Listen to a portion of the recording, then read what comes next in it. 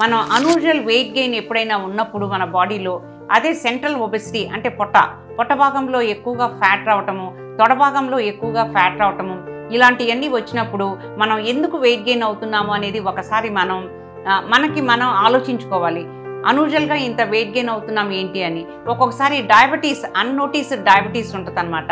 ఎక్కువగా తినటము, ఎక్కువసార్లు ఒంటేలకు వెళ్ళటము, అంటే మూత్రానికి వెళ్ళటము, ఇలాంటివన్నీ అవుతుంటాయి. అలసటగా ఉండటము జరుగుతుంది.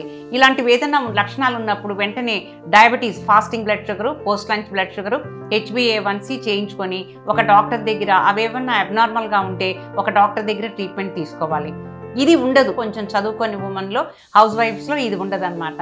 అలానే చలిని తట్టుకోలేకపోవటం, చర్మం ముదురుగా అవ్వటము, కొంచెం బిగుసుగా ఉండటము, చలిని అసలు తట్టుకోలేకపోవటము, వెయిట్ గెయిన్ అవ్వటము, సెంట్రల్ ఒబెసిటీ ఎక్కువగా రావటము, ఇలాంటివన్నీ ఉన్నప్పుడు ఒకసారి థైరాయిడ్ చేయించుకోవాలి.